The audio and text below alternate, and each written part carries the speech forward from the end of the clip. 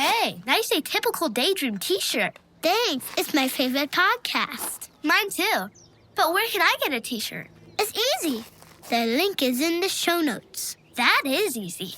I'm gonna go get one right now. That's a great idea. Thanks. Bye. You bet. Stay cool. This idea of that travel, going from one place to another, and wherever you go, there you are, reading about these different places and the magazines and the images. But the idea of, I could do that, I'd like to have a bit of that, and to see those different places, and how people changed, and how they were able to be other than what they were in the 9-to-5 routine.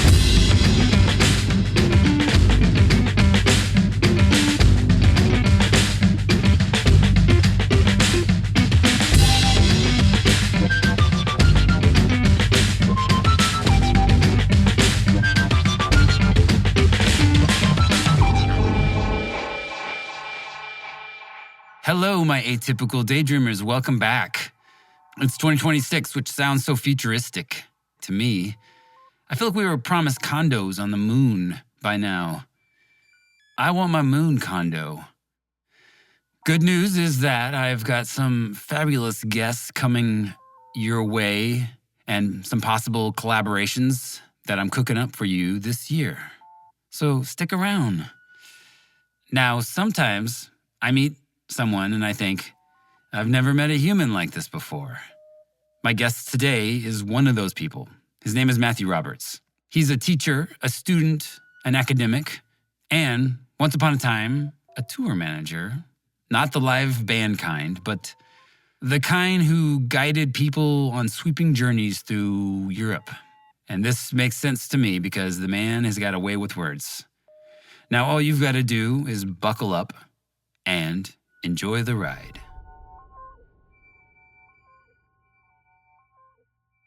We're going to go right back in time, to my own kind of genesis of travel.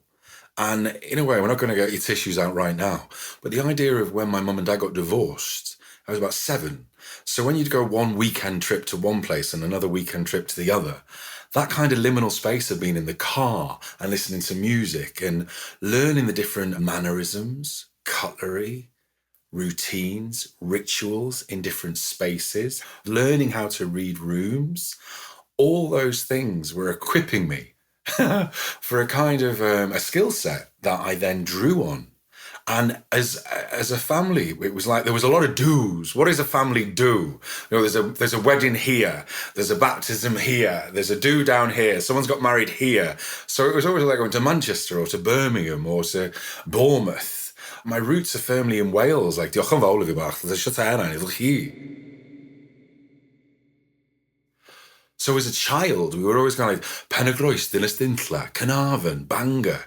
And to be able to walk up Snowdon and to be by the seaside and all those spaces of place and ocean and horizon and imagination and Bedgellet, learning the story of Bedgellet and the adventure on the farm in Nebo. There was the family farm there. And it was really magical. So sometimes I didn't have to go to the back of the wardrobe to get to Narnia. I was living my real life Alice. I was really giving it some wonderland. And just for the record, when I was 6 years old, Mrs. Reimer had been to China. And she came back, and in primary school, they did like the red table or the green table or the yellow table. And she brought dragons. She brought dragons back. And we were all sat there drawing our dragons. And I was like, I'm going to go to China. And I did. I ended up teaching in China in 2002. And it was as a volunteer in an economic development zone.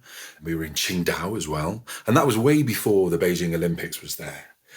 And that was kind of breathtaking because that kind of travel of going to somewhere I'd always imagined, forget Enter the Dragon, Enter Matthew Roberts.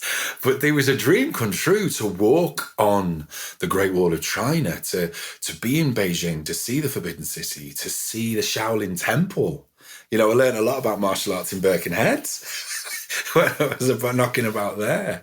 But this idea of that travel, going from one place to another, and wherever you go, there you are, reading about these different places and the magazines and the images, But the idea of, I could do that, I'd like to have a bit of that, and to see those different places and how people changed and how they were able to be other than what they were in the 9-to-5 routine.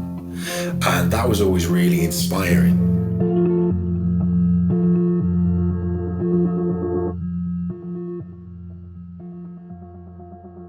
One of my first jobs when I finished my A-levels, I flew out from Manchester at 18 to work abroad in the Canary Islands. I had 8 weeks in the Canaries. Like, there's your hotel, go and run it.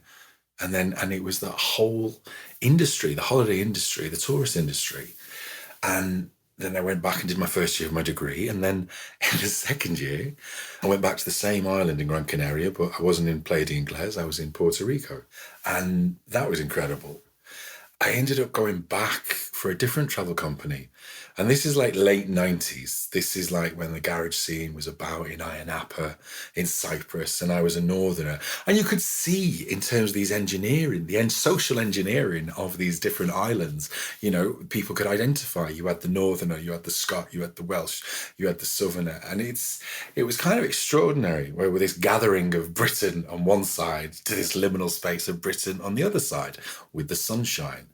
And how that changed people's status, the idea of leisure and pleasure. You know, and as a kid, we'd been to somewhere like Butlin's Holidays, were holiday camps that were formed by Billy Butlin after the Second World War. And originally, those spaces, those holiday camps, were used to train the military for a particular time during that time.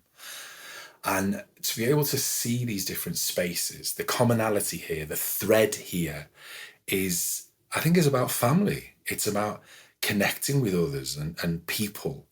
When I finished that particular chapter of my life and I got a degree, I went back to work in Tenerife, and I had some time in Tenerife. I was like, I was never able to afford, I was a working class, I still am working class, working as an educator, but I'm still working class. And the idea I couldn't afford to go to these places, but I could go and work there. And that's always been an interesting tension in my life. I could go to these places, but I could work there. And this is where, like, kindness is kindness is kindness, you know, and then chaos is chaos is chaos, be that in a hut of a chalet or a 5-star resort. It's very interesting to see how people have got grace and class in all different kind of circumstances. And this idea, I would always like to go to Europe. You know, I've done my China. And, you know, after I finished in China, I was like, right, what was the other place I wanted to go? Ghostbusters. So I remember I didn't have any debt as a student, and I went from China, I came back for a week, and flew out to New York. And I remember doing rollerblading in the Roxy. I remember going up the Empire State Building, and it was extraordinary. And it was even more magical because people that I had met as a tour manager, I've gone back there as well, which was always extraordinary. The people that you connect with. This idea of connection. You know, I remember one person saying to me, look after your feet. Look after your feet, Matthew. You take you everywhere. And I was like, aye, there's truth in that. Where's the moisturiser?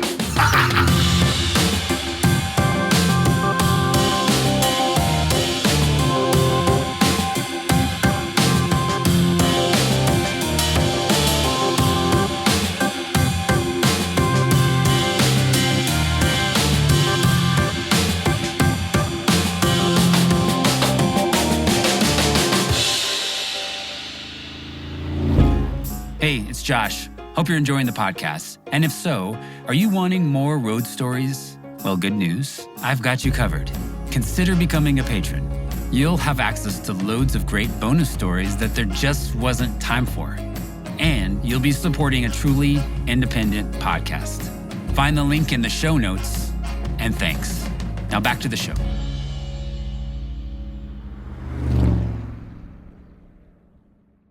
We're at Tenerife thinking about going to Europe. So it was a company from the 60s that originated in New Zealand, and they travelled originally in like a minivan, as it were. And then it grew and it grew and it grew for an international company. And it wasn't just in Europe. They operated in Australia, they operated in America, and in Canada. First of all, you are not guaranteed a job. You have to make it through the training. And it was 8-week training. It was kind of a boot camp on a coach.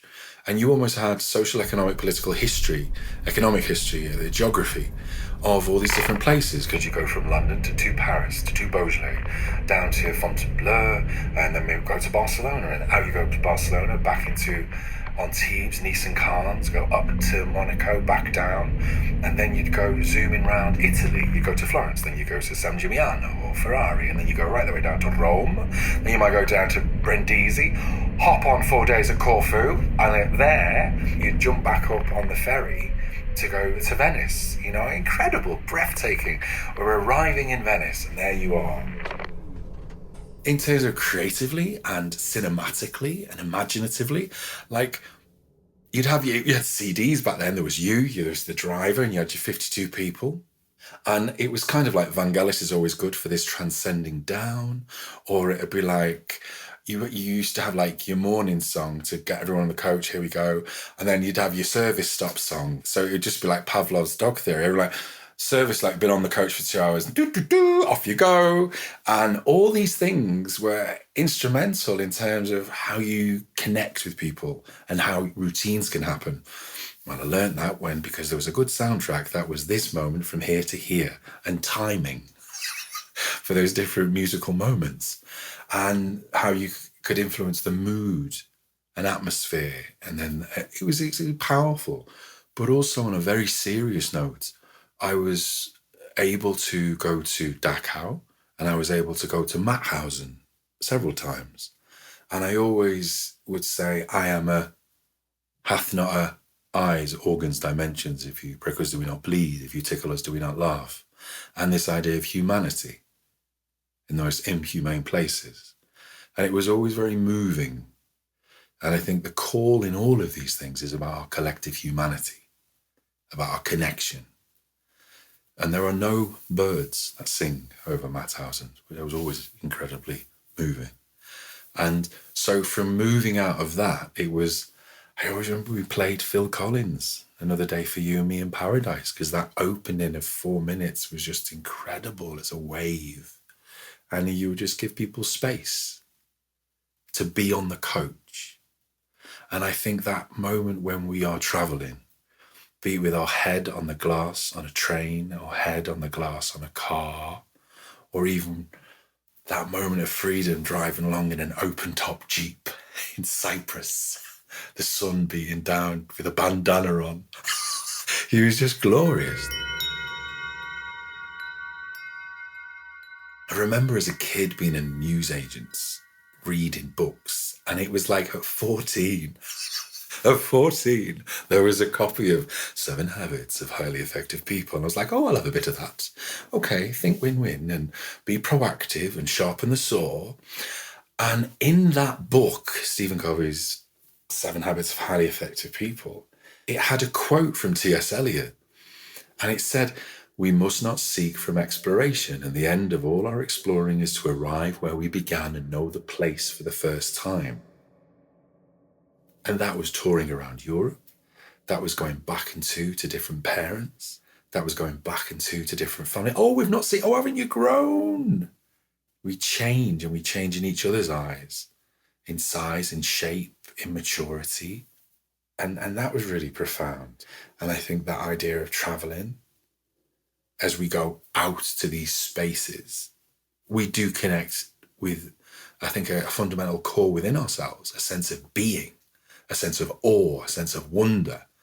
And I'll never forget, I was like, I like a bit of Confucius. And I remember walking round Confucius's graveyard in China, and the size of these gravestones, these epic, massive, enigmatic stone creatures that through the mist became visible. And it was like those moments that take your breath away. I think the idea of return, going back recently, I did climb Snowdon again in October. And, you know, I got COVID really bad. You know, I was horizontal. about 10 weeks. And it was my bucket list. It was in my bucket list to say, I'd really like to get to Snowdon again, to climb that mountain. And I can hear my 9. Respect the mountain. People going up there in flip-flops, respect the mountain. And it was a beautiful day. And again, there's a lovely poem about footsteps in the sand, you've been taken care of. And I'm not saying I'm going on a pilgrimage, but where would you go to next? Where would you like to have a walk to? The idea of the Camino Santiago, I'd like to have a go at. Because I remember as a tour manager, like, oh, come on, ABC, another bloody church. And I used to remember when we talk about constellations and joining the dots up. Because remember when we saw that Archangel St. Michael in Paris, and here we are in Munich, and we can see this here. And you could cross-reference. I mean, some people went to parties, some people went for culture. I was giving them a social history, political history diet. I was like, gosh. And I think there was a real zest in that. And when we come to stories, and we travel in stories. I mean, that's the whole thing about being a playwright or a cartwright. We travel. It's a vessel to move through. It's a vessel which we allow to suspend our disbelief and to become other, or to become the people that we're meant to be, And I think the idea of travel, as we journey through something, we can become something better, hopefully not worse, than we were ever meant to be. I want to thank Matthew for sharing his experience. You can find him on Blue Sky, and if you want to hear more from him about leisure, pleasure, and the British holiday across the centuries, Matthew will be presenting a lecture live and on Zoom at the Society of Antiquaries on Tuesday, January 27th from 1 to 2 p.m. For more information, you can find the link in the show notes. This podcast is created and produced by me, Josh Caldwell. Music by Visual Aid, my side music project. General support and copywriting by Miranda Caldwell. And if you know someone who you think might enjoy this show, send them this episode. Thank you for listening, and I hope you come back next time.